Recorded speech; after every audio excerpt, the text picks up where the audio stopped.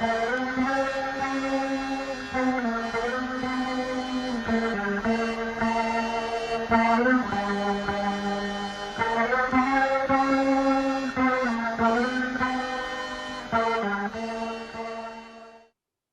Banchakalpadhyubhasa Kripa Sindhubhyevacha Patitanam Pavanebhyo Vaishnavebhyo Namo Namaha.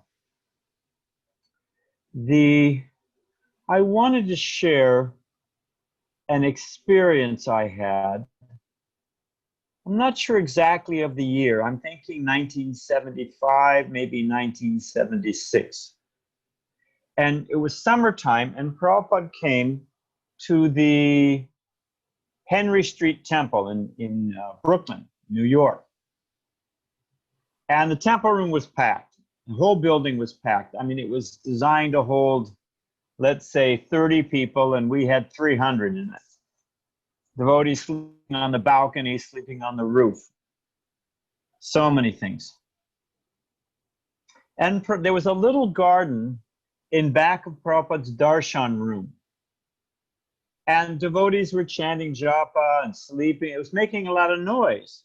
So the temple president, because it was right up against Prabhupada's window of his darshan room. So they said, okay, nobody can be back there. It's a small garden, maybe, I don't know what, 15 by 20 feet. So they said, and they had a guard, different guards. So they were having volunteers. So I volunteered, and I had the shift from about 1 o'clock in the morning till I think it was 4 a.m. Now, you know, when it's dark outside and light inside, you can see very easily. You can't see out, but you can see in very easily. So about 1:30, the light clicked on in the room, and it was Srila Prabhupada. And he came and sat down on his desk. And I was literally not more than 6, 7 feet from him. And because it was summertime, the window was open, there was no screen. And I watched Srila Prabhupada. I was quietly chanting japa. And I watched Srila Prabhupada pick up the pages on his desk. Pradumna had done the Sanskrit translation of a few verses, word for word, and they were ready for Prabhupada's purport. Prabhupada made a few corrections to the Sanskrit. Then he leaned back and thought. Then he picked up the dictaphone and he spoke a little bit. Then he reached back and took a Bhagavad Gita, read something, spoke a little bit more. Chanted a little japa, thought a little bit more, pulled down his Bhagavatam with the 5 commentaries. Sridhar Swami, Vishnu Chakravarti Thakur, like that, 5 different commentaries, different acharyas. And in this way, in the course of composing his Bhaktivedanta purport, he pulled down so many books. And I was thinking that I'm getting all the words of the previous acharyas, all the relevant instructions, and they're all flowing through Prabhupada's transcendental brain, and he's taking all of that knowledge and he's filtering it, distilling it, and presenting it just perfectly for the age of Kali, for the modern world, for the Western mindset, for the age of Kali. So I was feeling quite enlivened. Now remember, my mission was to keep things quiet. So I was quite enlivened. And I began chanting a little louder. And then I was thinking like all the rivers flow out of the Himalaya mountains, you know, all the sacred rivers, and then they all flow into the Ganga, and the Ganga flows into the ocean. So just by opening Srila Prabhupada's books, I'm getting the association of all these great souls. So I was, in my own little neophyte ecstasy, I was chanting even louder. And then I was thinking, and all I have to do is just open this book anytime, any day, any place. And I'm associating with Prabhupada and all these great saints and the timeless wisdom of the Vedas. And by this time I was Hare Krishna, Krishna Krishna. Prabhupada picked up the goblet of water on his desk, tossed it out the window all over me. It was like, hey, I'm working here. Come on, be quiet. You know, I was thinking, oh, I'll be shaken, you know. But the fact of the matter is the immeasurable gift of Srila Prabhupada's books. When we open the pages of Srila Prabhupada's books, we're sitting at the feet of all the Mahajans. I was in Prabhupada's room in Chicago. I just thought of this. And again, I can't remember the year. It was when Prabhupada was there with the Radha Damodar party.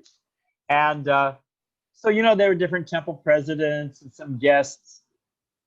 Evening darshan. Devotees started asking questions.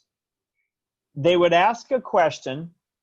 Prabhupada would say either to Sri Govinda, the temple president at the time, or to Brahmananda, Bhagavatam, first canto, verse such and such, read the purport. There was the answer.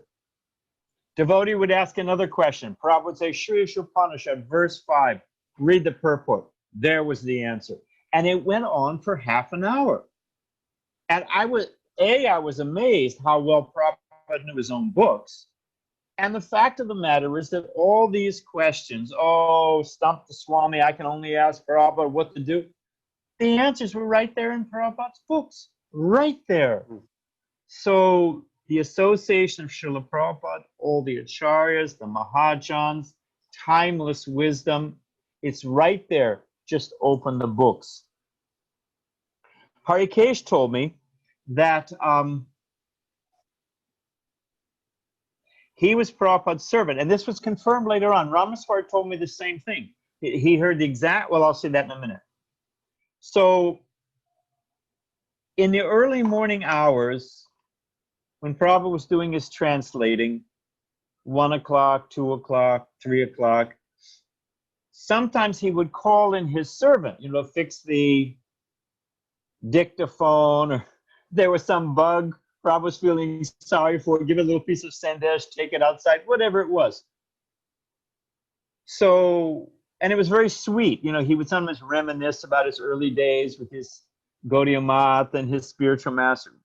So Harikesh, it was about 3 o'clock in the morning. We're in Vrindavan, Prabhupada's house.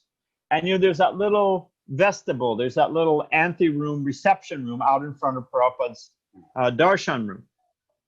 So Harikesh said that he thought he would make some noise. He was ostensibly cleaning. But the real thing, moving the desk, and he wanted Prabhupada to know that he was awake. So, and then Prabhupada would invite him in. And sure enough, his plan worked. Prabhupada rang his bell, called him in. But Prabhupada said, you are making too much noise. Why are you making so much noise? Prabhupada said, you have to understand that I have to choose every word so carefully. These books will stand as the law books for the next 10,000 years. Ramaswar said he was riding on the train with Prabhupada, same thing. He was asking Prabhupada they were on their way to Kumbh Mela, and he was asking Prabhupada a bunch of questions early in the morning, early. And Prabhupada said, please, not so many questions. I have to concentrate. I have to choose. And he said the same thing. I have to choose every word carefully. These books will stand as the law books for humankind for the next 10,000 years. So we have to understand the potency of Srila Prabhupada's books. I was a young temple president. I'm trying to give some reason familiarity breeds contempt. We're falling asleep in Bhagavatam. Somebody mentions our name or says some gossip or criticizes, we wake right up. So familiarity, Prabhupada said, breeds contempt. So, but to remember what's going on when we open the transcendental pages of Srila Prabhupada's books. I was in Ann Arbor, Michigan, University of Michigan. We had a little preaching center there. And Tamal Krishna Goswami was visiting with Vishnujan Swami. So blissful scene, Vishnujan Swami is chanting. They have beautiful Radha Damodar distributing prasadam, students all surrounding. So Tamal Krishna Maharaj and I were standing at some distance, appreciating the scene. A gentleman walked up to us. Turns out he was a college professor. Turns out he was a professor of world religions. So Tamal Krishnamurti asked him, "Oh, have you read Bhagavad Gita?" Oh, the man was a little miffed. "Well, I'm a teacher of worldly love. Of course I've read Bhagavad Gita." So Tamal, in his own transcendental way, Tamal said, "Well, did you understand it?" And the man was even more asked. "Of course I understand. I mean, I got a PhD," which Prabhupada said means piled higher and deeper, or we can say permanent head damage, or as I thought of, prominent humility disorder. Anyway, still the man was, "Well, of course I've read it. Of course I've understood it." And then Tamal Krishnamurti asked him, "So what are you going to do?" And the look on the man's face, that the idea that the purports and the Bhagavatam and Bhagavad Gita are a call to action, as Prabhupada says so sweetly in the introduction to Srimad Bhagavatam, this book is meant to cause a revolution in the hearts of impious people. Prabhupada points out that there were so many versions of Bhagavad Gita. I heard Prabhupada say in the tape 36 different versions of Bhagavad Gita floating around in America. But Prabhupada points out that not one single devotee had been made, a genuine devotee. Prabhupada arrives with his Bhagavad Gita, and devotees start falling out of the trees, coming out of the woodwork, up from under the rug. Hundreds of devotees, thousands of devotees, simply by reading Bhagavad Gita. So that gives you a flavor of the potency of Srila Prabhupada's books. They make devotees, they change the heart. You know, there's a saying, Prabhupada quotes it, that you are what you associate with. What you associate with, you become like. Karmis say garbage in, garbage out. You fill your head with garbage, that's what's going to come out. If we associate, Prabhupada's books are a touchstone. We associate with Srila Prabhupada's words, our heart becomes changed. We get a higher taste, higher vision. Things fall into perspective. We get relief. I'm a sannyasi trying to be, and before COVID we used to travel a lot, but still we're even busier now with Zoom calls. And people are always asking, devotees, it's a regular question. "Oh, Swamiji, you know, I'm feeling weak, I don't feel enlivened, I'm not making advancements." I always ask them, are you chanting your rounds nicely? Are you reading Prabhupada's books? And if they're honest, almost invariably, well, no, I don't read this. I chant my japa while I'm driving my car, cooking dinner, or whatever it may be. And I don't really read that much. I know devotees who've taken initiation who haven't finished Bhagavad Gita. What if Krishna says it's all one and find your home and home in the 18th chapter, There's devotees who haven't finished the Bhagavatam. What to speak of the Chaitanya Charitamrita, which is just one nectarian pastime after, and it's just like. So if you go to the doctor and you say, "Doc, I'm feeling weak, I'm lethargic, I've got a headache," and the doctor says, "Well, did you take the medicine I gave you?"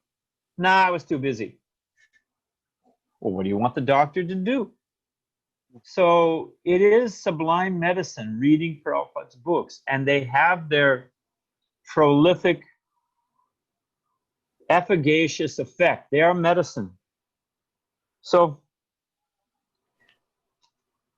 and we say we don't have time. I'm almost done, but I wanted to I've been thinking about this. We say we don't have time. We were just reading from Prabhupada's quotes. I did a search through the purports again, room conversations, letters about Srila Bhaktivinoda Thakur. And there's also Lalit Prasad's biography, A Day in the Life of Srila Bhaktivinoda Thakur. And it's amazing what he packed into a day. And Prabhupada said he had a gold pocket watch. And you can see pictures of him in his magistrate's, attire. And he's got a gold pocket watch. And he managed his time so expertly. Krishna says, time I am. So, and we don't want to waste it. So if we manage our time, the main thing is to have a time that you read. And, an hour a day, but, I don't want to pressurize anybody. Prabhupada says, drops of water wear away stone. Whatever it is, do it regularly. Even if you read only 10 minutes, even if you only read 15 minutes, if you say, okay, I'm going to read 3 verses and purports, whatever it is. I'm going to read one pastime out of Krishna book. I don't want people to be in anxiety about, but if we use our time wisely and schedule a regular time, regular amount, Prabhupada said, drops of water wear away stone. It works, and we'll feel happy and enlivened, and there it is. Has anyone described already Prabhupada getting the darshan of Rupa Goswami and what Rupa Goswami told him?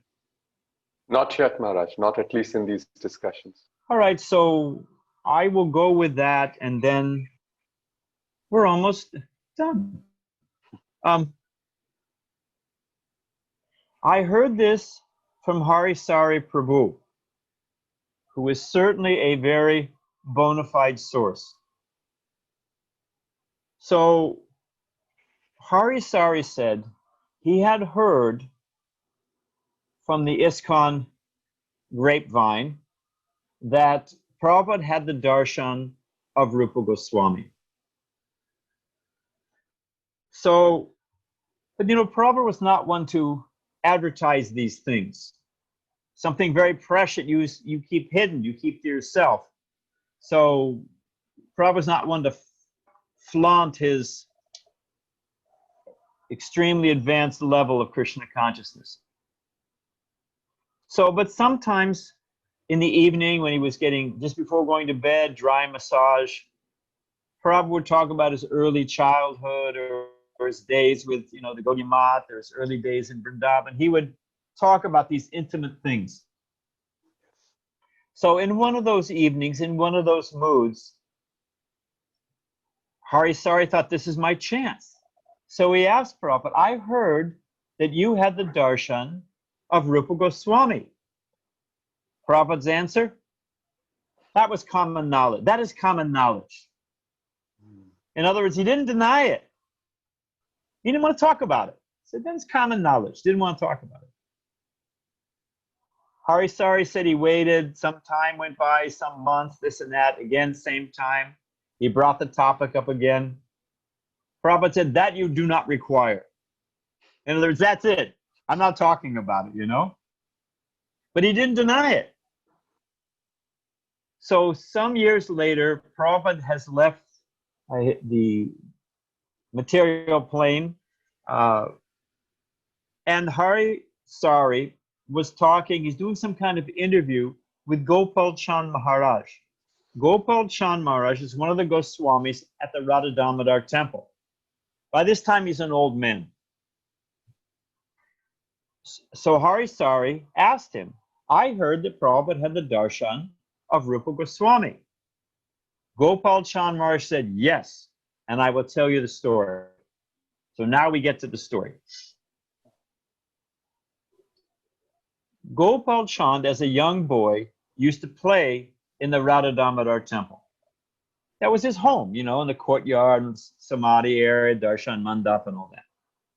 And Prabhupada would sometimes sit out on that veranda. Now they've got a little stall there, but it used to be a nice veranda. Prabhupada would sit there and chant japa and have the darshan of Radha Damodar and the other beautiful deities there. And Prabhupada, as a transcendental Sherlock Holmes, caught the boy stealing from the hundi. The boy was stealing money out of the deity's hundi. Prabhupada caught him. Prabhupada said, this is not good. You should not, this is not good. This is the reaction for this is you're in big trouble. Prabhupada said, why do you do it? Why are you stealing? And the boy, you know, simple boy, honest boy, on one hand, said, I love sweets. I take the money and I go to Loy Bazaar and I buy sweets. Now just see Prabhupada's heart. Prabhupada said, if I make you sweets, will you stop stealing? What do you like? Yeah, it's blissful, isn't it? The boy said, I particularly like para, nice thick para, you know, cooked down nicely. Prabhupada said, I'll make for you. Prabhupada was making sweets anyway. He would make sweets for his guests. You know, people would come, and Prabhupada always liked to have some prasadam to distribute. So Prabhupada would make extra and give it to the boy. And Prabhupada describes old men and little young boys, they're natural allies. So the boy became very friendly to Srila Prabhupada. And the boy's mother, you know, saintly Vaishnavi Mataji, she would cook. She's cooking for her family. And she would send the boy in the evening, you check with Swamiji, does he want some sabji and puris? We'd like a little hot milk, you know, very nice, you know. And so then Prasanna, the boy would bring, Prabhupada said, yes, I'll have, and she would bring some nice, the boy would bring some prasadam for Prabhupada. So the boy came one evening in the winter time, evening time, and Prabhupada was all with a chadar and cap and scarf, and he was coughing. Prabhupada had a very bad cold. So the boy said, Swamiji, do you want anything? My mother's asking. Prabhupada said, no, no, no. Prabhupada said, and it's a famous one, how you get rid of a cold? If you have an how do you get rid of an unwanted guest? You have a guest you don't want to get rid of, you don't want to toss them out physically, you don't feed them, they'll leave. So Prabhupada said, if you have a cold, you don't feed a cold, and it'll go away. So Prabhupada said, no, no, not for me. Okay, fine, the boy goes home. Later that night, I don't know the exact time, I forget, say 1 o'clock, 2 o'clock. The boy wakes up because he hears his mother and father talking. So he gets up, he goes out into the front room to see what his mother and father are talking. And they're looking out their window. And they could see across the courtyard, under Prabhupada's light, under Prabhupada's door, was this effulgent light, you know, with that space at the bottom of the door. This light was coming up. And they could hear someone talking, someone with a deep, rich voice, talking with Srila Prabhupada. And you know those temples, those Goswami, you know, Radha Raman, Radha Damodar, Radha Shama Sundar, when they shut those things up, you know, they're shut tight up as a drum. They close those doors, they put that big, you know, and there nobody gets in and nobody gets out. So all the families were present and accounted for. Everybody was supposed to be inside. So who was this stranger who had gotten inside that Prabhupada was talking to? Anyway, they went back to bed. First thing in the morning, first daylight, the boy rushes to see Srila Prabhupada. Curious, you know? He knocks on the door. Prabhupada opens the door. He said, Gopal Chand, now an old man, said Prabhupada was sitting up very straight and chanting japa, very Hare Krishna, Hare Krishna. No cold, no cough, no nothing, just completely absorbed in transcendence. So the little boy asked, Swamiji, Swamiji, who were you talking to last night? Prabhupada said, I got the darshan of Rupa Goswami. Innocent boy, he said, well, what did they say? What did he say? Prabhupada said, he told me, you go and you write these books, you go to the West, and we will take care of everything else. I'll say it again. You write these books, you go to the West, and we will take care of everything else. So these books are, it's what they call in the military, the tip of the spear. You know, you've got the people, you've got the cooks, you've got the transport, you've got all the, you know, and you've got everyone who brings it up to the front line. And that's the tip of the spear. So we have Srila Prabhupada, his books, they're the tip of the spear. But behind them are all the great acharyas, all the Mahajans. It goes all the way back to Chaitanya Mahaprabhu, the Panchatattva, all the way to Krishna's lotus feet. And all we have to do is carve a little time out of our life and read them.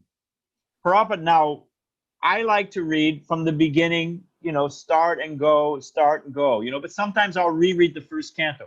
Prabhupada said, I didn't know if I was going to finish the Bhagavatam. I heard Prabhupada say this personally, Los Angeles.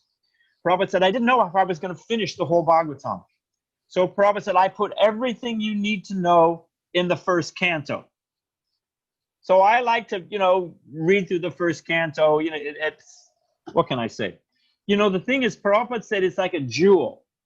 It has many facets, and you turn the jewel, and it'll catch the light in different ways. Same jewel, but you see it from a different angle. And I find that as I grow, just by the nature of life, I'm 68 years old now. I'm a little dinged and scraped by time. I've been through stuff. And you see the world a little bit differently. By Krishna's grace, I've made a little advancement in spiritual life. So every time I open Bhagavad Gita, every time I read Srimad Bhagavatam, every time I read Chaitanya Charitamrita, Nectar of Devotion, Krishna book, Shri Upanishad, Upadesh Amrita, we have this jewel box. Every time I read them, I see it from a different angle. I get something new. I've read Bhagavad Gita, I don't know how many times. It's always fresh. I always get something new from it.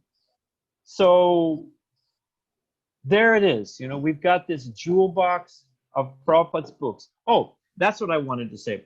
Prabhupada said it's like a sugar, Bhagavatam. Prabhupada would say these blissful statements. He'd say, Bhagavatam is like a sugar tree. Somebody can get me the name. I'm a gardener. I like to grow. There's a tree in India, and the colloquial name, or the vernacular it's called a sugar tree. And Prabhupada said this tree, whether you taste the roots, the bark, the leaves, the twigs, they're all sweet. Any part of the tree is sweet. Prabhupada said the Bhagavatam is like a sugar tree. Any part you taste is sweet. You have some people that are deep philosophers. They like to go to the philosophy section of Bhagavatam. Fine, have at it. There are other people. Dravida Prabhu loves to memorize prayers. He particularly likes to go to the Bhagavatam and read the prayers. Go for it. Other people, they like the pastimes. They like I used to like to read Shakespeare before I became a devotee. Adventure, romance, meaning, poetry, beautiful turn of phrase. Forget Shakespeare. We've got the Bhagavatam. You want suspense, you want villains, you want Romeo and Juliet romance. What do you want? You want poetry? Everything's in the Bhagavatam. It is, Srila Bhaktisiddhanta Saraswati Thakur said, they called it one of the 7 wonders of the ancient world, the library at Alexandria, in Egypt. And it was supposed to be the repository of all the books of knowledge from around the ancient world. And it burned. So, whatever, dark ages, we lost everything. So they say.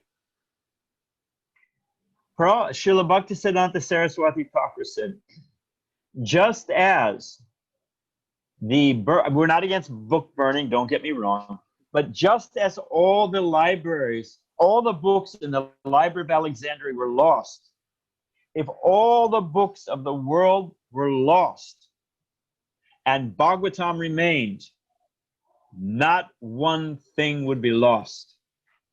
Everything's in Bhagavatam. It's great, isn't it? Everything's in the Bhagavatam. So don't get hung up on when or how or what. Read the Bhagavatam any way you like to read the Bhagavatam, or Chaitanya Charitamrita. I'm particularly fond of reading Madhya Lila. I love Lord Chaitanya's trip in South India. I'm just there, and Lord Chaitanya coming to Vrindavan. I don't know, it just resonates with me. I like those. I like the, what is it? There's that the Buddhist, and they tried to serve Lord Chaitanya the bogus prasadam, and the eagle came in and boom, dropped it on his head. Where do you find that? Where it's just, oh my gosh, and then each of them has a blissful purport, and so we should not deprive ourselves. You go at it any way it works for you, any time it works for you. But if we read, don't get hung up about the amount of time. Of course, it's very good if you can set a time. but just read and you will see the world in such a wonderful way. We have the choice. That's the thing. The world is not set by our conditions. We cannot control conditions. We cannot change conditions. And they, in California, they say, if you're depending on happiness, on conditions, if your happiness depends on conditions, Krishna says in Bhagavad Gita that the material nature is constantly mutable. The Buddhists say nothing is certain but change.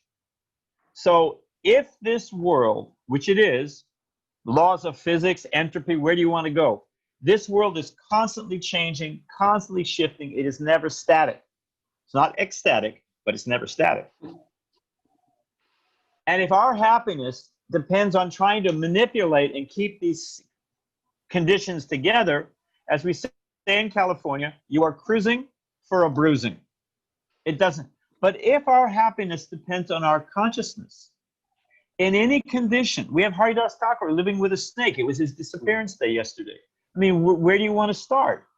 I mean, I've seen, we just had a devotee, disciple of Indradumna Swami. Her name is Shamali. I knew her since she was born, literally since she was born. Married to a wonderful devotee, first class parents. She's, works as a school teacher in Alachua at our Gurukula. Every summer was one of the key managers of Indradumna Swami's festival, Festival tours, yes. Yeah, his summer festival. Turns out she got some kind of cancer. She had literally they said you've got 3 to 6 months. Turned out being about 3 months.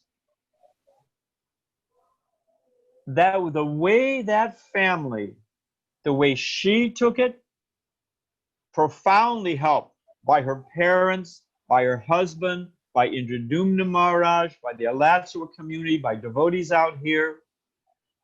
Everybody stepped up to the plate, as they say. Everybody manned up or womaned up, whatever you want. Everybody, and she was so brave. She was consoling her family members and her husband. She left with Indradumna Swami chanting, surrounded by devotees, and it's all because of Bhagavatam. That which devastates people, birth, death, old age, and disease, this world is no fun.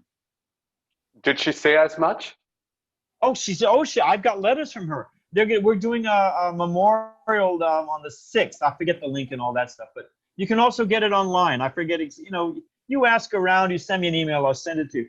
But no, her own statements, the letter. I got a letter from her. It arrived like 4 days after she left, thanking me for helping her. I'm a hard-hearted guy. It brought tears to my eyes. The letter was so well written, so thick in Krishna consciousness, so saturated with Vaishnava etiquette. I thought, who is this person? But again, the whole family stood up. Everybody stood up. Everybody, the Alachua community, everybody came through. And it's because we're reading Prabhupada's books. And it becomes, we are garbage in, garbage out. Or transcendental subject matter in, transcendental subject matter coming out. So we can end there. I don't want to repeat myself, but we should measure our good fortune every day. Well, at the end of Srimad Bhagavatam in the 11th canto, this pastime of Shamali Mataji that you just described is embodied in the passing away of Parikshit Maharaj in much the same complete absorption in Krishna. So, Maharaj, we are ever so grateful for leaving us dumbfounded and stunned with the realizations of your own realizations of what you saw, Srila Prabhupada, when he was, as you said, bringing it all together for us and presenting to us. We hope that we can continue to hear from you on this topic. And I hope that the listeners and all of us will feel inspired and be able to pick up the Srimad Bhagavatam and read it, as you said. Don't get hung up about how much, when, where. Just do it. And I'm in the Madhya All right, Leela. Prabhu. In the Madhya Leela, I'm reminded of another funny incident. With Patadharis, right after this incident that you mentioned, they tried to attack Mahaprabhu when he was trying to rescue Krishnadas, his servant. And it's so dramatically explained there that suddenly the weapons that they were carrying, these false sannyasis, to hit Mahaprabhu, they turned on them and chopped their hands and legs. And I just burst out laughing. I was also reading. My favorite part of that is their beards caught on fire. I mean, where do you want to start? There's the whole description of, Chaitanya Mahaprabhu's in Vrindavan. And we've seen Krishna dancing on the Kaliya serpent. There's a fisherman with a lamp, I mean. Yes. Yes. All right, Prabhu, I better go. Thank you very much. Thank you so much. Thank you for asking me. I appreciate it. Hare Krishna, Hare Krishna.